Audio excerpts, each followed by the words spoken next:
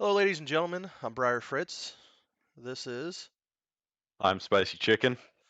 and we are coming at you today with the Pit Boss podcast presented by Dirt2Media. So, this is going to be about a weekly thing. We got some pretty special guests in the works here. Got a couple big names like Frank Flood, maybe some Steven Snyder Jr. action coming around here. But we also are going to sit here and we're going to talk about big races. So, like on tap right now, we got the Sprague. Which Spicy was actually turning wrenches there with who were you with?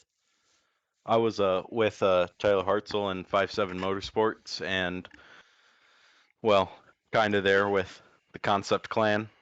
We'll get to that later, but right now we figured we'd take the time to introduce ourselves, and like I said, we're going to explain more of what we do and how we got into racing. So I'm going to go first. I started out hanging out with a buddy who races micro sprints, and we were weekly racers at Peru. Shout out Bradley Jamison. He's another one that's on tap for interviews here soon. A lot of people don't know him. He's a modified guy, but he started out micros, so I followed them around, and then eventually he went to modifieds. So me being a hefty guy, as you can tell by the pictures that we're both hefty, I either had the choice there of either spend a lot of money and try to get a car, which I didn't have money, or become somewhat of a social media guy. So I've done a couple things with him on his social media and helped 24 last year towards the beginning of the year with social media. And then now I'm with Dirt2Media doing social media for them, doing some videos. I've also do up top, so I'm the guy that's up top on the camera, and so that's what I do with racing, and that's what I'm doing now. So now I'm gonna send it over to Spicy and have him tell him his story.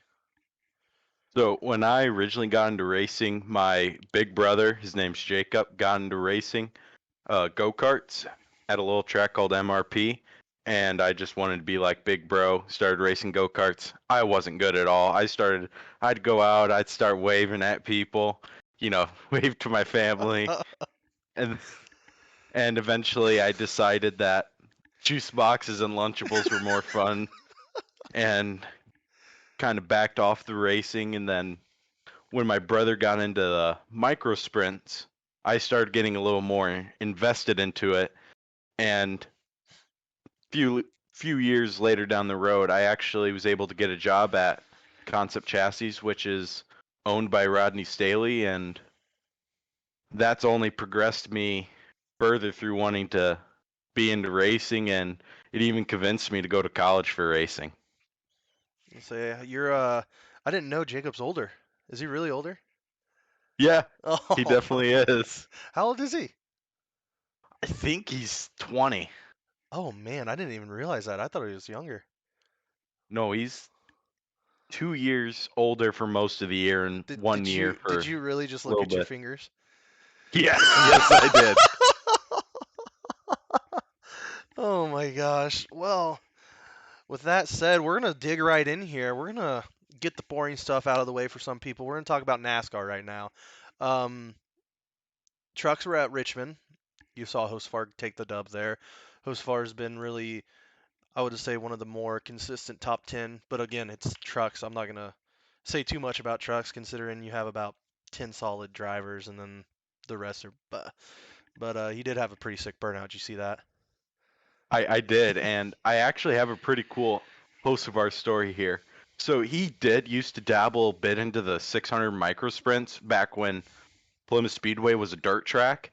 And believe it or not, my brother's first win was when Hocevar was there and he placed second. So that's kind of a little cool thing saying that you beat a NASCAR driver at kind of their own thing. Yeah, I mean, it is pretty nice to. It's like when Kyle Busch always goes to a racetrack, everybody's going to be wanting to beat Kyle. Yeah. So it's like I one of those mean, things. it's like even when Kyle Larson shows up to the World of Outlaws, he always has a target on his Oh, back. yeah. These guys have so much more publicity and everyone just wants to beat him because of the things they can say like I beat a professional NASCAR driver and half the time that's really an achievement considering those guys have dedicated their entire lives to racing. Yeah, say I heard some things, some murmurs about Kyle Busch, but we'll talk about that later. We got another section coming up that we can talk about that in. Let's go to Xfinity at Road America. You have Sam Mayer with a win, but I think the biggest story of this weekend was that Chandler Smith wreck. That was right on the driver's side door. But honestly, um, I'm not going to name drop anybody, but I've had conversations with previous NASCAR owners.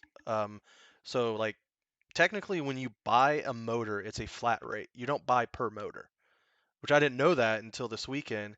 So I mean, he could have shifted down the gears, but I guess the transmission would have been what they would have paid for.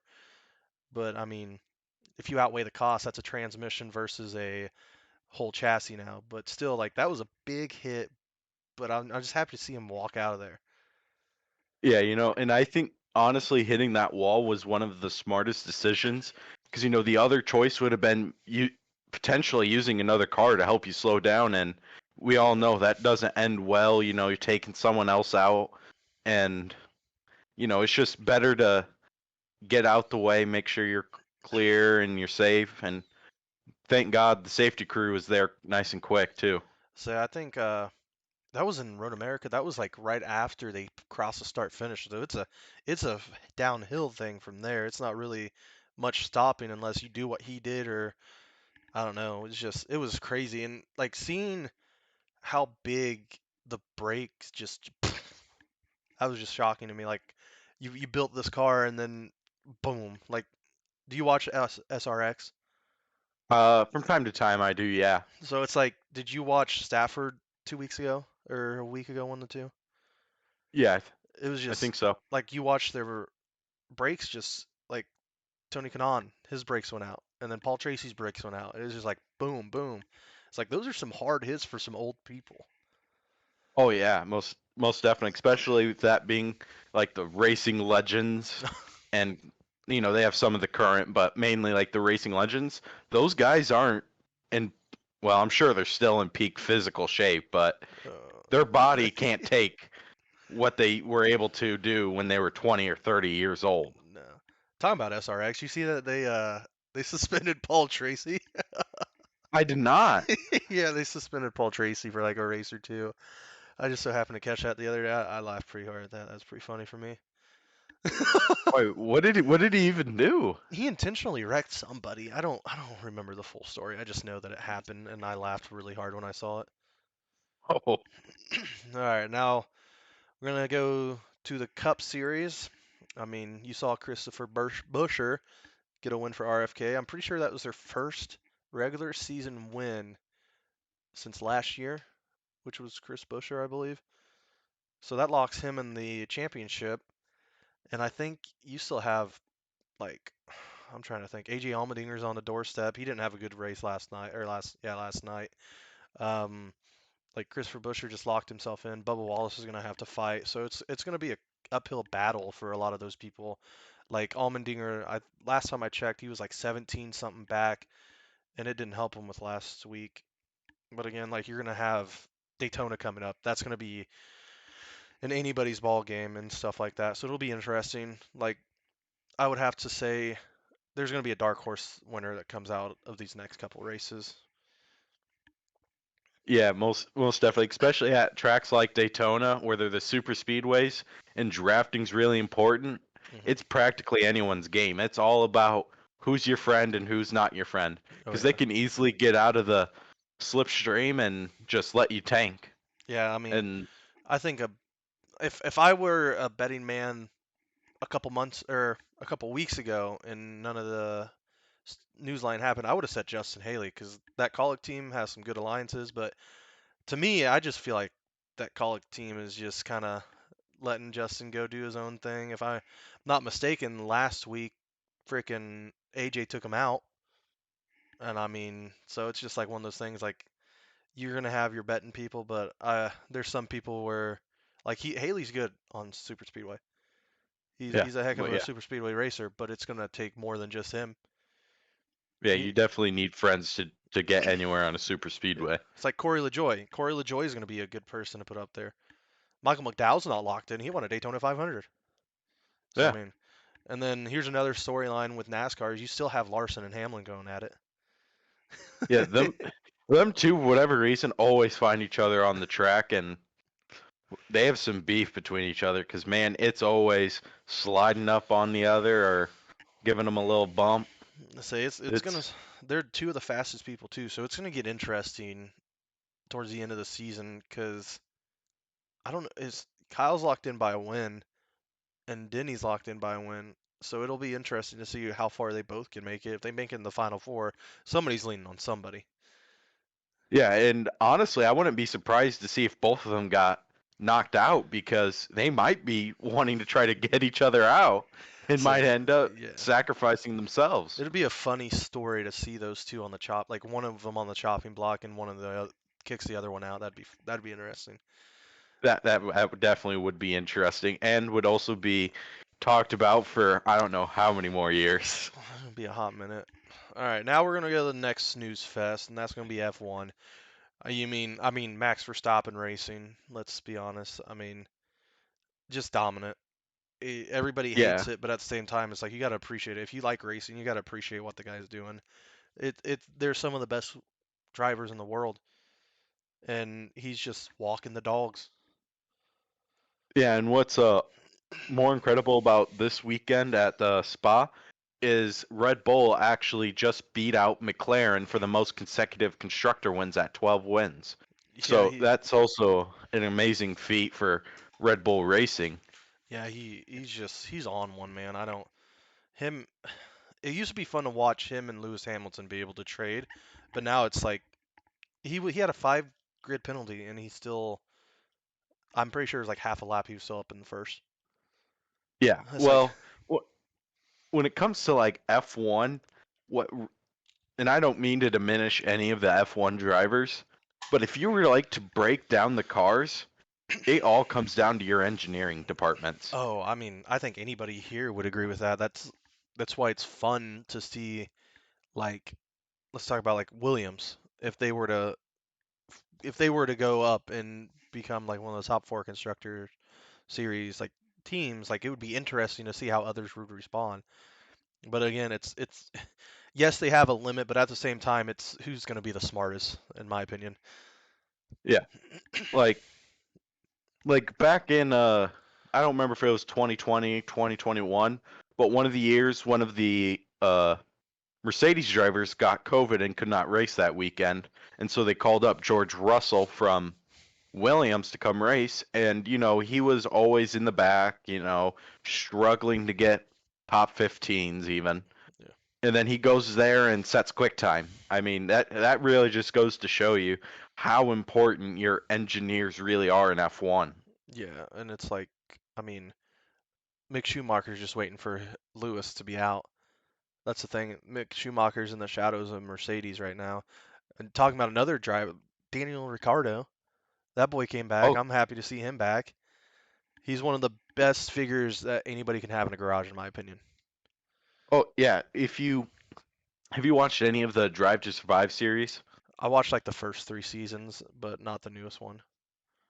So, but you kind of know how Daniel Ricciardo carries himself. He's a Yeah, very upbeat person, not very likely to get really pissed off. yeah. He, he's And he's like the Clint Boyer of F1. Let's be honest. yeah, Minus throwing hands like Clint Boyer did, but yeah, it's whatever. yeah, Now we're gonna get some interesting stuff. All right, let's head on over to the dirt world. We got Indiana Sprint Week that just wrapped up this past week. yeah. That was a big week and a lot of money for some people. Yeah, Mitchell Moles. I don't know Wow. how. I feel bad for Moles though. That was the thing. Like he had 4 or 5 flips this past week. That's just. I feel bad for him honestly. Like I don't know how to respond. I don't know how if as a driver you would respond to that this week. Yeah, I don't know either. You go through two whole cars. I mean, like that Saturday at Kokomo. Oh my God. Literally tore the front half of that car out, and I'm not just meaning like your torsion rack and your front end. I literally Yeah. mean like the front half of that car was gone. They remind me of Kyle Larson at Daytona a couple years ago. Like it was just like man.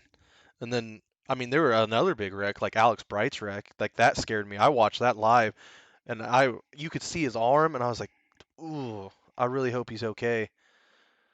Yeah, that definitely is one of the most scariest things in racing is when you see a car start flipping and you just see their hands go limp because that's when you know Yeah, they're out and they can't do anything to help themselves. That's yeah. when it I think becomes very scary. Alex Bright's another one that I like to pull for. I had a when I worked at Fast Four. I worked at Fast Four. I forgot to say that I worked at Fast Four before Dirt2Media. When I worked at Fast Four, and I did. I think it was one of the high banks hustles. I had a opportunity to talk to Alex, and he was a down to earth guy. So it's like I pull for him whenever I see him. And when I saw that happen, I was honestly like, oh crap, like it's serious, because it was dead silent for a solid 5 minutes on the stream. And the only way we knew what was going on was our group chat that we have with a couple of our buddies. They were telling us like this is happening, this is happening. It was scary. Yeah, and I was uh, constantly checking up Facebook to see if there was any updates, and thankfully, the next day they said he was going to be able to walk out from the hospital just fine, which is a huge relief for not just him, but for everyone involved in racing because losing someone is No, not fun. no. It's a detriment to everything. It's like they said injured ribs and a broken wrist, and I think that maybe something with a vertebrae too, if I'm not mistaken.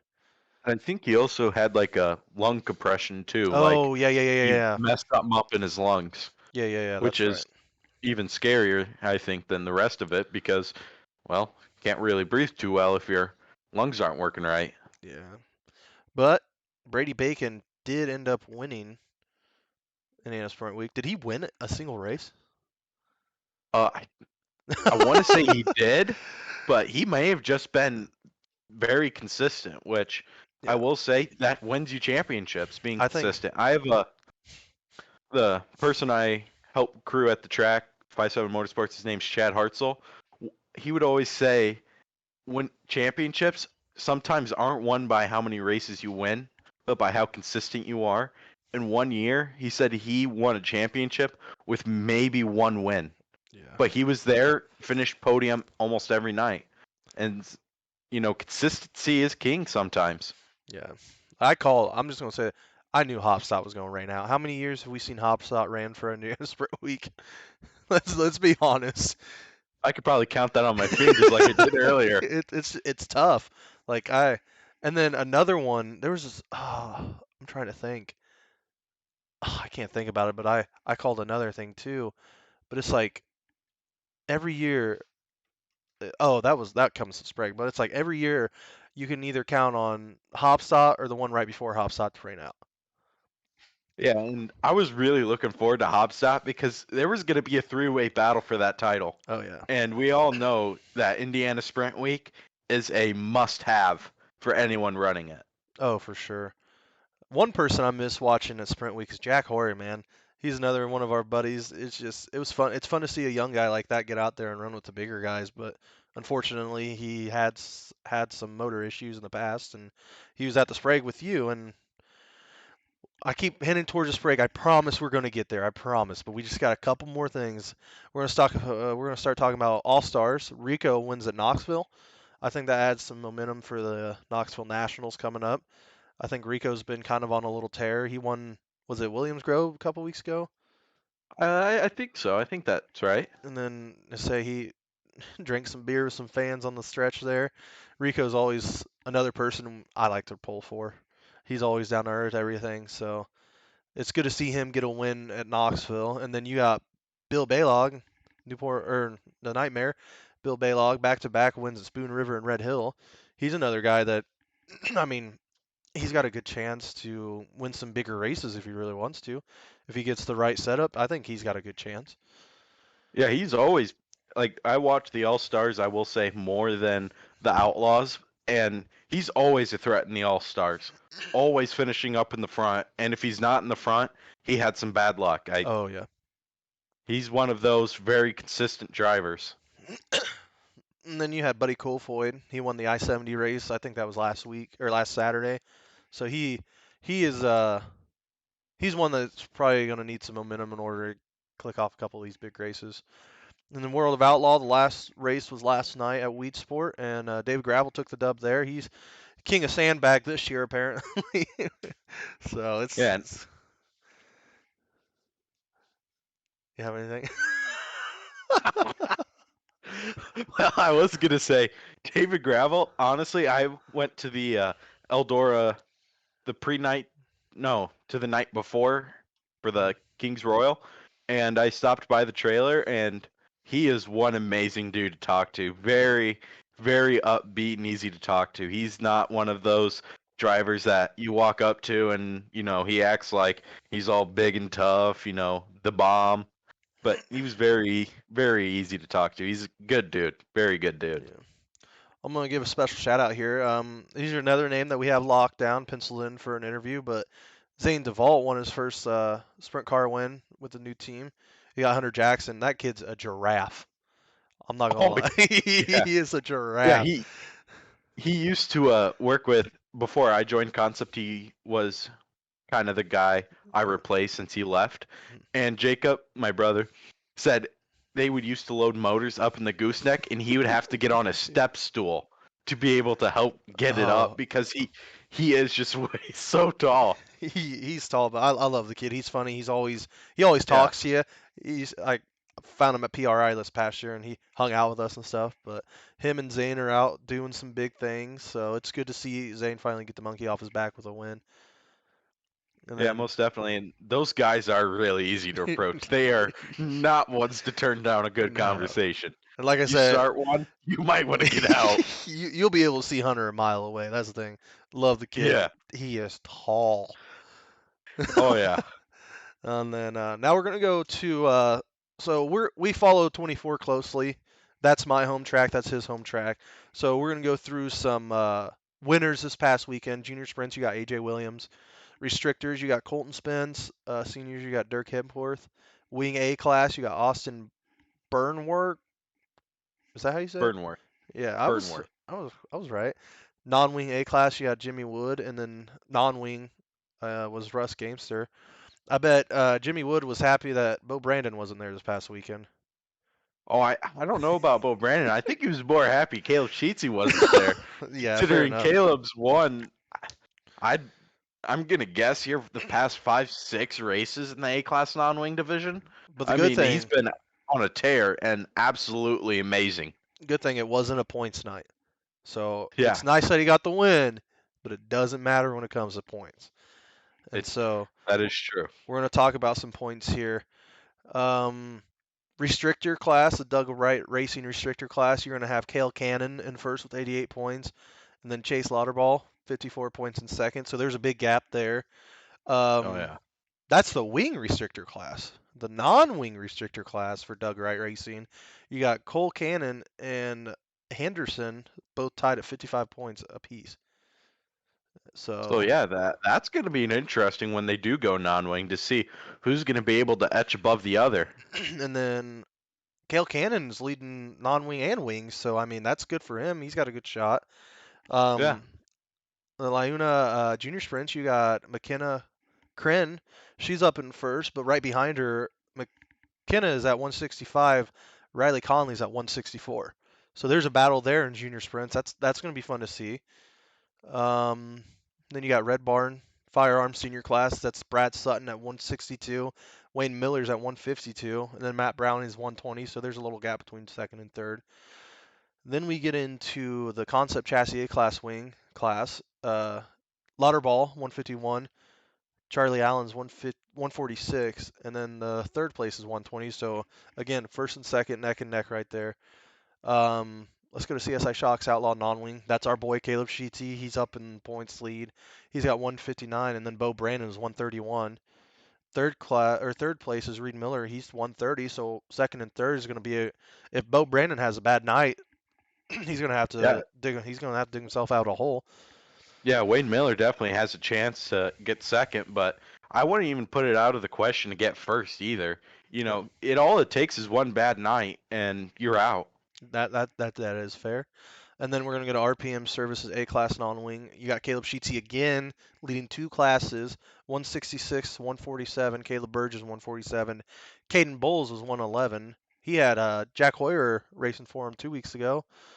Yeah, I saw 24. that, and he had some pretty pretty bad luck on that. You got tangled in a wreck while leading and Yeah. just didn't recover from that. You can catch that on Dirt2Media. We have weekly racing at US 24.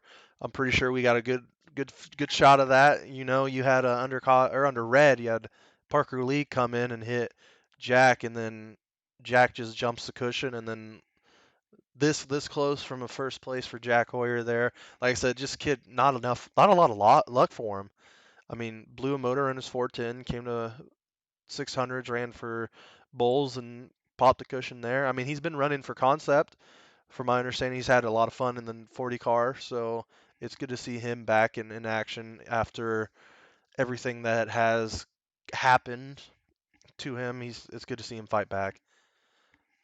Yeah, most definitely. And I will say he's had a pretty good running with the concept crew. And, I think that's kind of what he needed was that morale booster to kind of get him out of the dumps there. You blow your motor. I mean, that's in a 410, that's not cheap. That's an No, investment. no, that's about And a price for a new car. yeah, and with the Caden Bulls thing, that I mean, it wasn't even his fault. Yeah. Shit happens sometimes. I was in the infield shooting there, and I for sure that was the same night that we had that whole fiasco with the ambulance and everything at 24. So Oh, yeah. it was one heck of a night. You have one car that flipped on one side of the track, and then you had Jack and Parker on the other, just on top of each other. And it was like, what in the heck? So I was out in the infield, and I thought Jack had a flat tire. So I'm telling him, I was like, you might be flat, dude. You might be flat. He goes, really? I was like, maybe. I don't know what you run in PSI wise, but it looked low. He ran fine until that last couple laps. He hit the cushion. We're gonna go to the Brary Dirt Classic. I know you had no idea what this was. I did not. I did not. I love.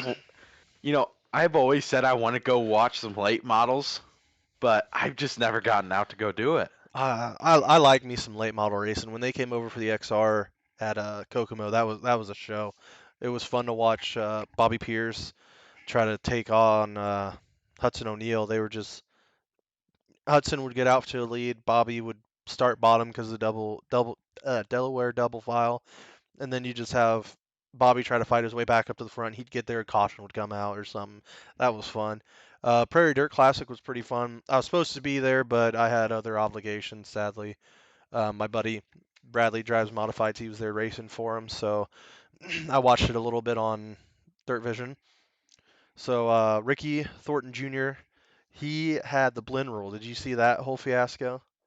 I did not. I didn't see anything about that over the weekend. He slowed down for a caution. They put him back to six, and he came up and won from six with like 19, 20 laps to go.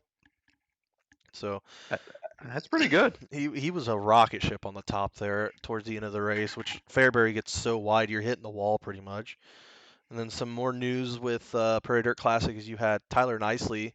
He took over the modified Summer National Champ. He won that just by signing up Saturday. So that's nice to get up and out of the way. And And without now, Nick Hoffman, it's pretty easy. yeah, no joke. Nick Hoffman owned that thing.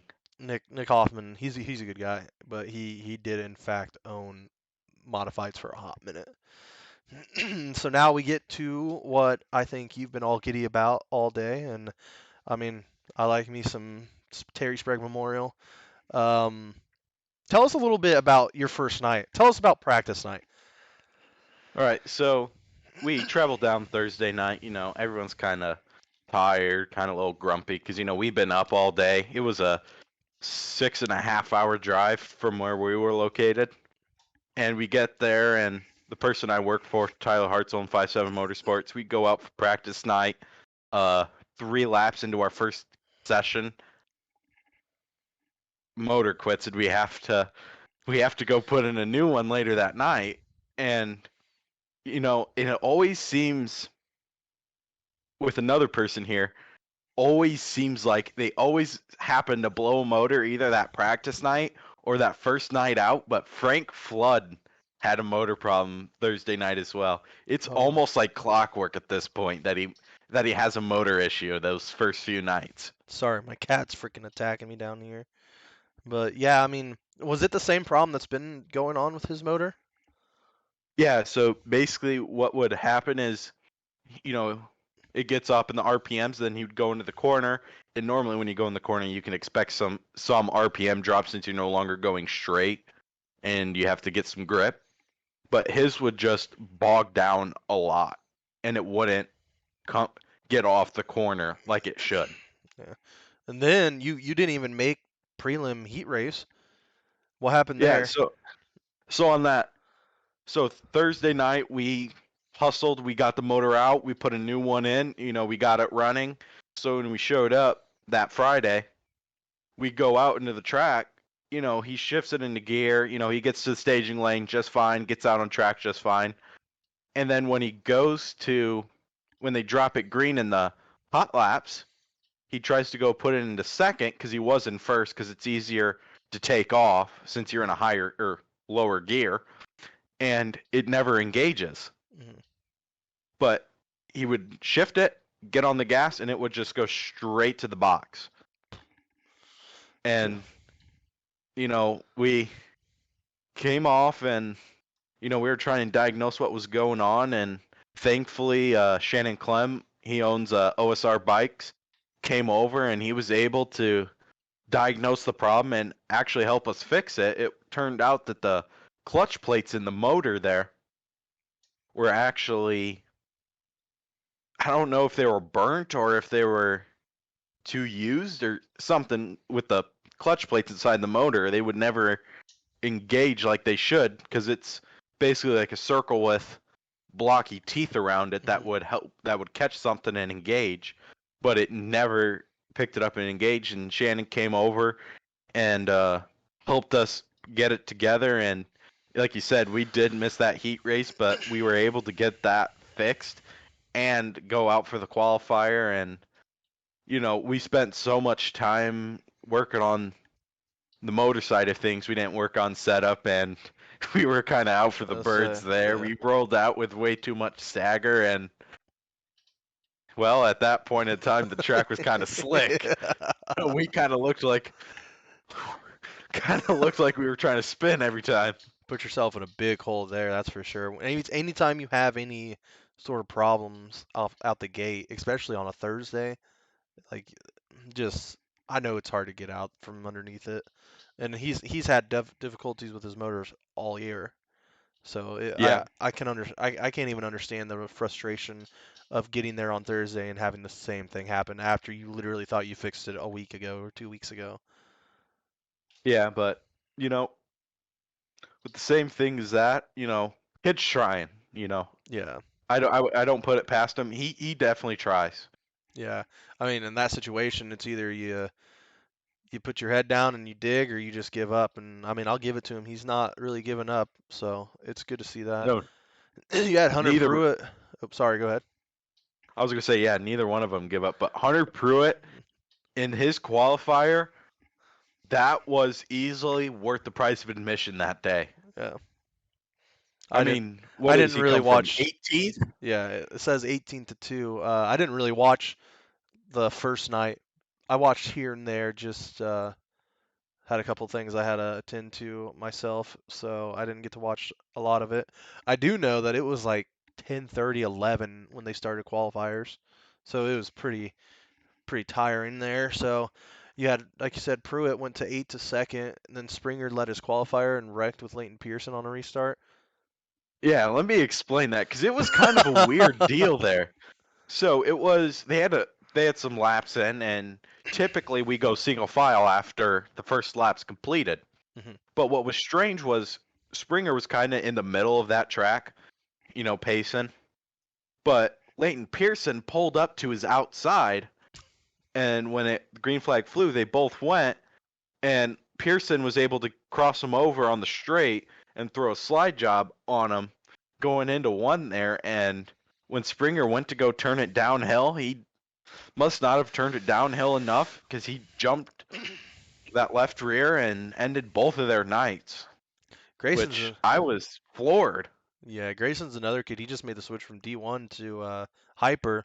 I had a chance to talk with him a little bit last week at 24. He said, hyper in D1's day and night. He said he feels like the hyper drives it for him. So he has a lot of right rear bite. So he said he's really enjoying the hyper. I mean, he's had some pretty solid finishes in it, but this weekend just was not, luck was not on his side at all. No, We'll get more no. into his luck on Saturday or on Sunday because again he had a crappy situation. You had Kyle Spence. He rolled from 18th to 5th, just one spot short of making the A in his qualifier. Yeah, he was another one of those guys that was just completely on rails.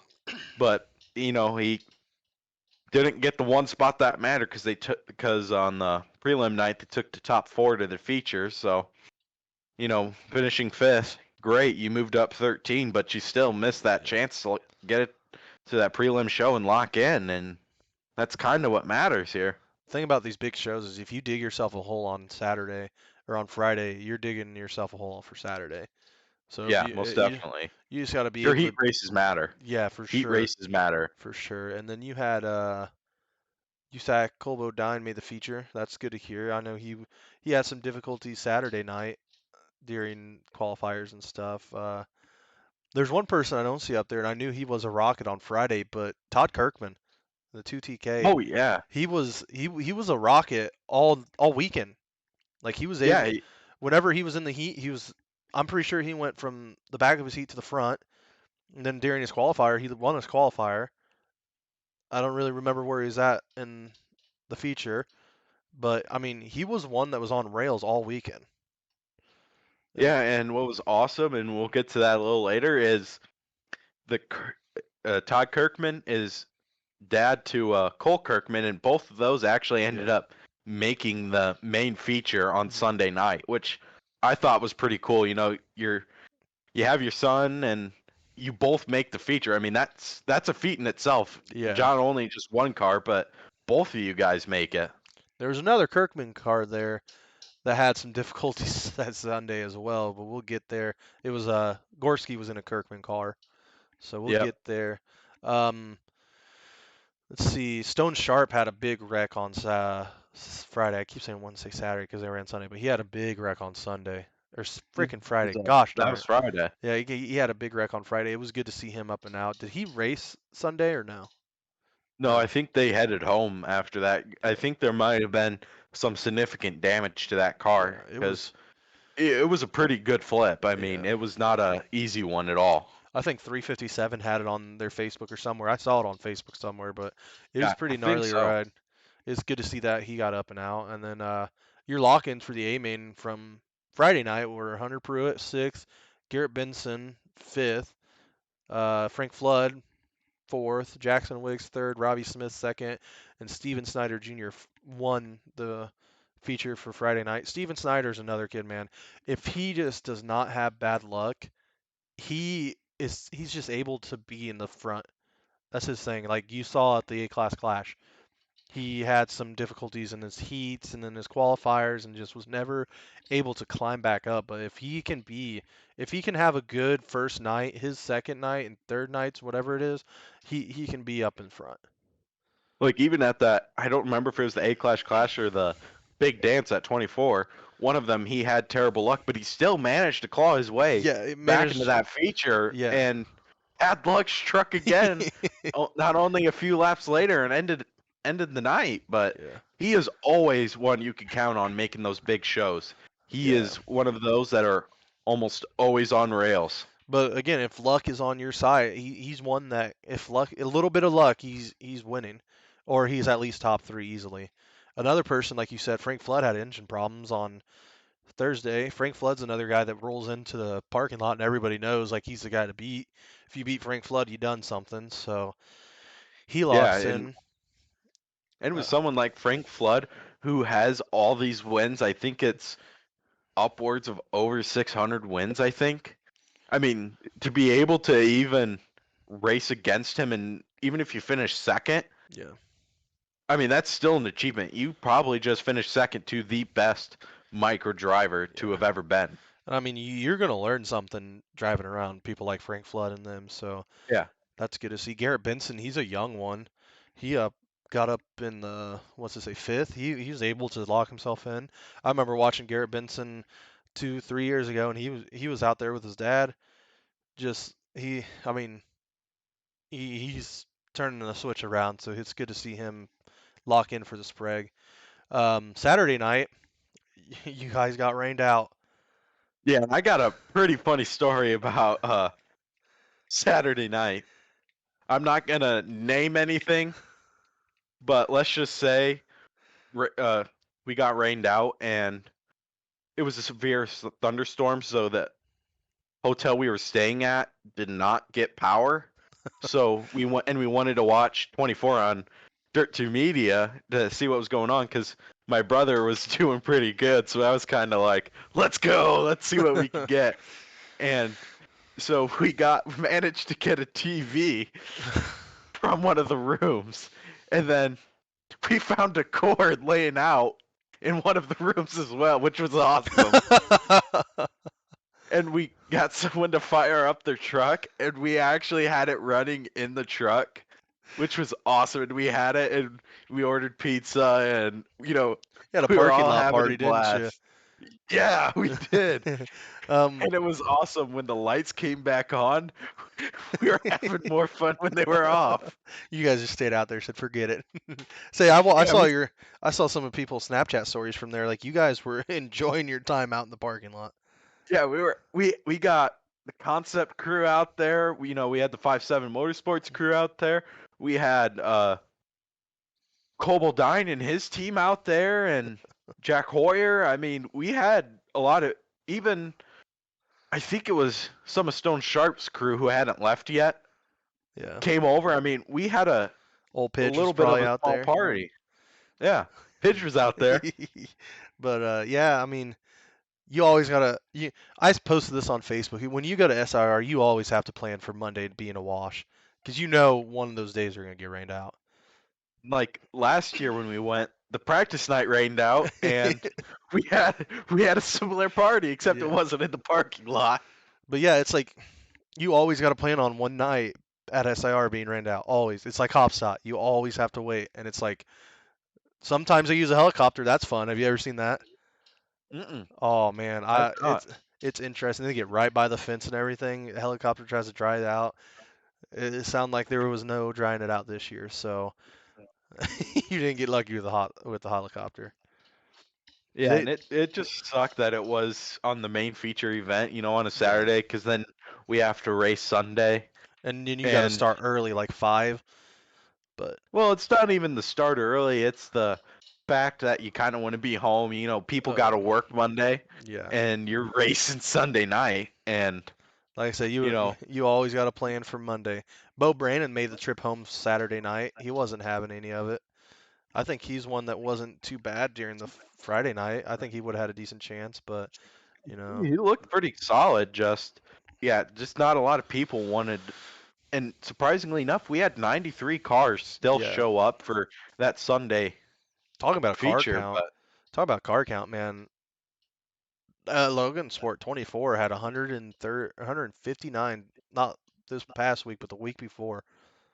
Just it's car count at 24 is gonna get crazy.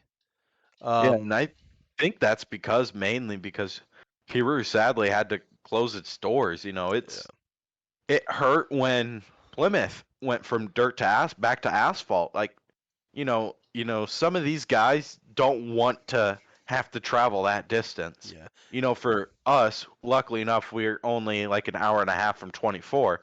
But if there wasn't another close track, we probably would have hanged it up because we would have to have gone 4 or 5 hours up to Jackson or go find somewhere else.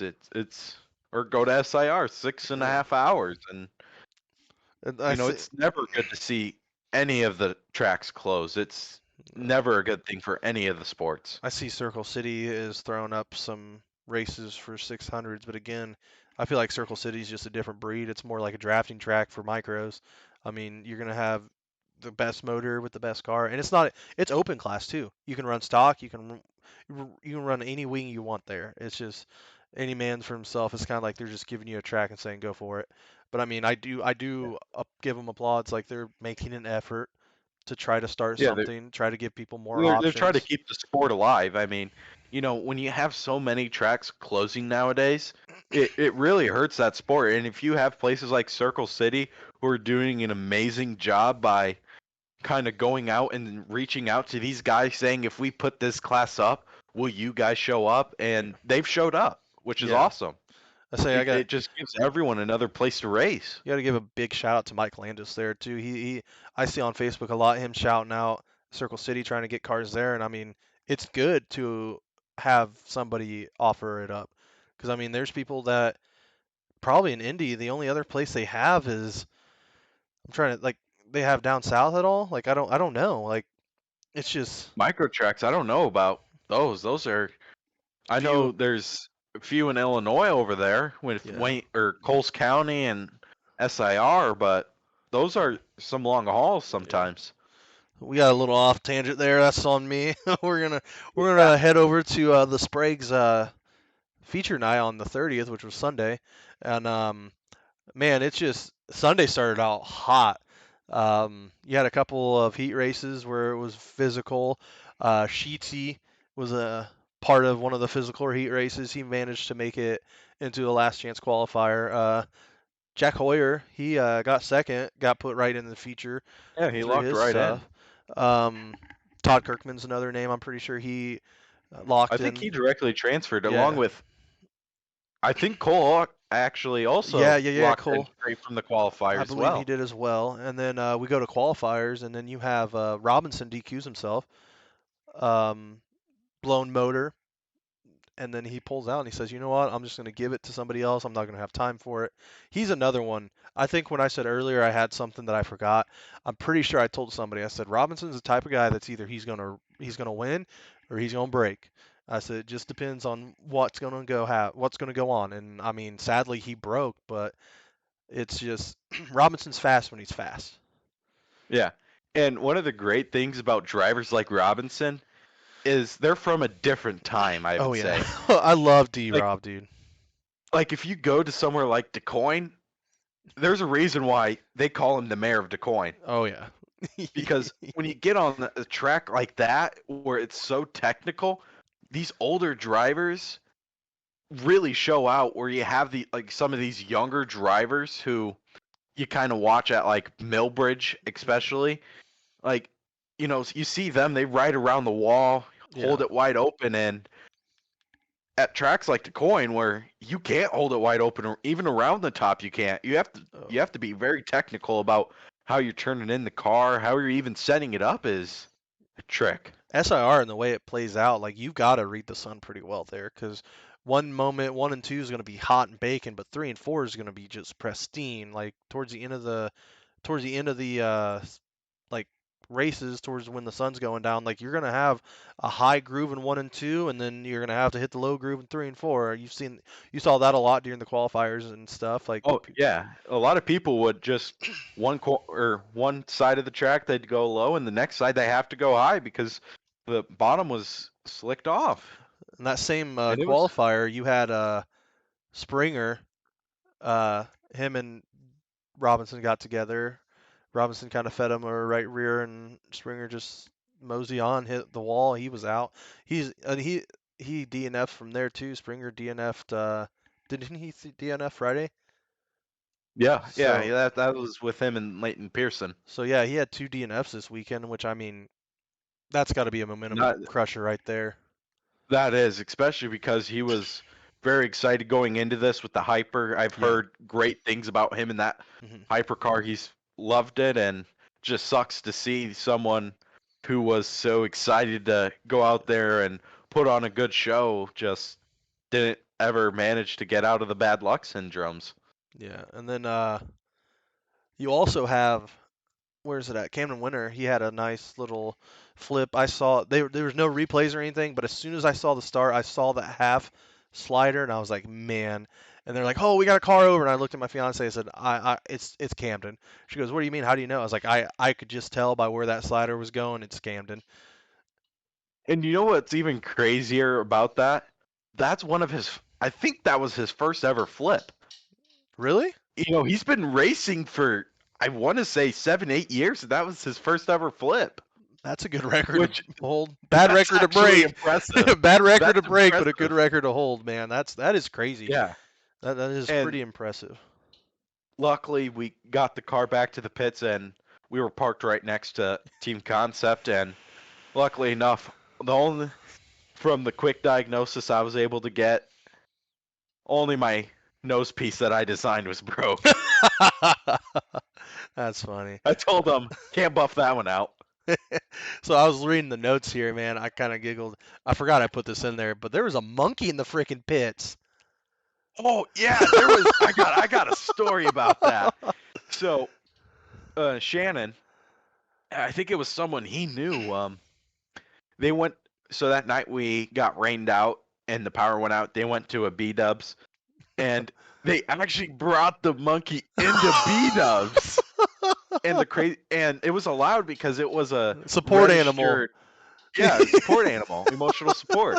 And it was crazy. It was just climbing all over. That was absolutely hilarious. That was one of the funniest moments I think at the track I've had in a long time. Was seeing an actual monkey there. Dude, I got a Snapchat from Jack Hoyer and it was the monkey. I was like, "What? What?" He's like, "Somebody's support animal." I was like, "That would be the best support animal that I would ever think about owning." So, I mean, You know, when you say, "Oh, look, someone has a monkey," you think, okay, so they have like one of those yeah. stuffed dolls you see. No, it was it was an actual real monkey. Freaking And it diaper was and like, all, "What?" dude. Oh man. Yeah, Oh, I can't believe that. Ah, I told that was Jack, great. you should have stole it. And he's like, dude, it's a monkey. I was like, doesn't have a collar, but he's like, it's got a diaper. I was like, you're not wrong, not wrong there. You got moving on from that, you got Hunter Pruitt who started sixth and flips and ends it there. Yeah, that was I think that was a hard break for Team Woodies, that Friday night, putting on a absolute show. I mean, honestly, Snyder may have won that feature, but he had the most impressive show by far. I mean, he Yeah, started ninth, went to sixth, but that qualifier run was just so impressive, and he carried in so much momentum yeah. into that final feature, and it just sucks to see that someone who had a run like that just got ended like that. Let's move it back a little bit because I mean, we still have qualifiers. I'm thinking about like Gorski had a situation where he was in the top two and then just got collected on a slider, and then he came down, and that's Marcham flipped on that one. And so, I mean, SIR always has flips, man. Was it? Well, it's w- like any of these big races have these flips. Like Yeah, when you have someone offering up $11,000, $10,000, or like the Deuce is Wild here soon with the $12,000, people are gonna kind of not pull the reins back. They're gonna let yeah. it out. But honestly, can you blame them for $12,000? I I don't blame him for $12,000. There's a lot I'd do for $12,000. Yeah, Um, let's see. We also have. So then you have the Terry Sprague Memorial winner, Newell. He flipped. Was that during the feature? I didn't see that. I fell asleep before the feature. I had to work. yeah, that was in the feature, and he was actually the defending Terry Sprague Memorial winner coming into this race, and that just had to have been a heartbreak. He Yeah. he didn't have great luck all weekend either. He was kind of towards the back in almost everything. Yeah. But once again, he managed to claw his way in and just got bad draw and had to end it there. Some bad juju there.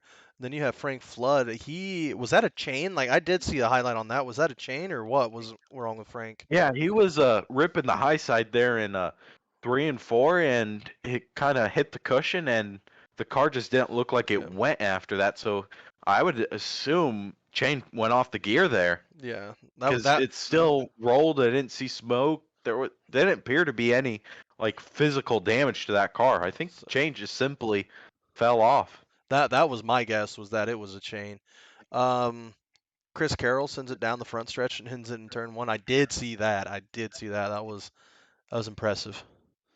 Yeah, and one thing that confuses me about that is why are we putting lap cars in the mix of the leaders? That I is know I one saw on thing Facebook a lot of people are heated about that. that I mean, you put them in a bad position, honestly.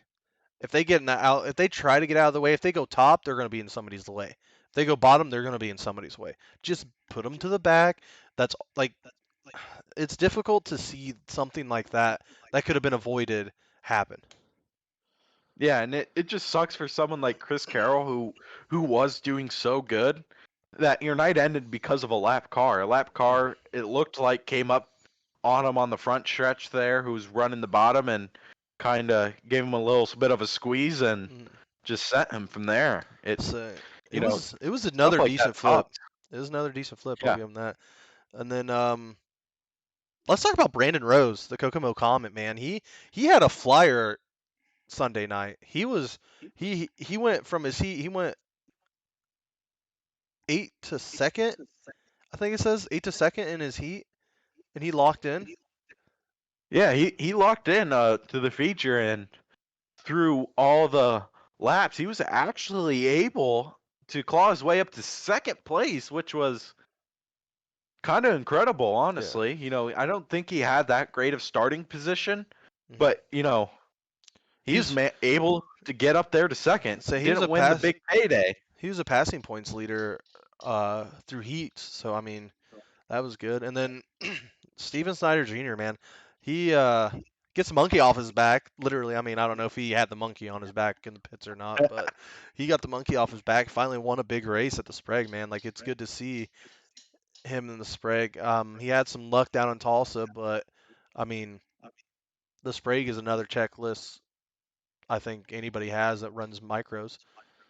Yeah, So and with him and that feature, he started on pole and led all 40 laps. There was yeah, almost no contest. I mean, he was on rails and there was nothing no one could do about it. I know we talked about a little bit like the lap cars in front of everybody, but like, does it really make a difference? Would he have been caught or no? Like, it seemed like he was just walking. Like, even when they did have someone like Chris Carroll behind him, I don't think it would have mattered. I mean, Chris Carroll's a great driver, but Steven Snyder, he Yeah. just had that figured out almost to a T. So He had that owned, I think. he was on another planet there. Oh, yeah. Uh, S- I would honestly wouldn't be surprised if they took that to the tech barn and found out it was a spaceship built by NASA.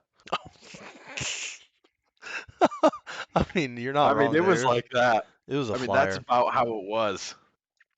All right. So, thank you guys for listening to the first Pit Boss podcast. Um, this week you're going to be seeing on Dirt2Media, you're going to be seeing Points Night 8 at US 24. You're also going to have Northern All-Star Late Model Dirt Classic, the Hall of Fame Classic in Brownstown. That's a 10,000 to win race down in Brownstown. So you can catch all that action live on Dirt2Media. Also, September 20, where's that at? September 28th, 29th, and 30, you're going to have the Deuces Wild Shootout down in US 24. That's going to be all on Dirt2Media as well. It is also presented by Dirt2Media. Dirt2Media is putting that on. Ryan, the owner of Dirt2Media, he's got that track leased out by Jim Woods, so he's going to be calling the shots there. It's going to be a good time. Sadly, I won't be there. I've got a wedding I got to attend to, but I'm going to try to be there on Saturday, or I'm trying to be there on Friday and Saturday possibly. So, actually, it's a race on Thursday, so I'll be there on Thursday, but I won't be there Friday and Saturday. But that's a big payout race for us, and I know Ryan's excited for it. I'm excited for it, and it's just going to be a good time. So that's going to be Oh September yeah, 28th. that's gonna be a new race that these guys are gonna want to Yeah, win.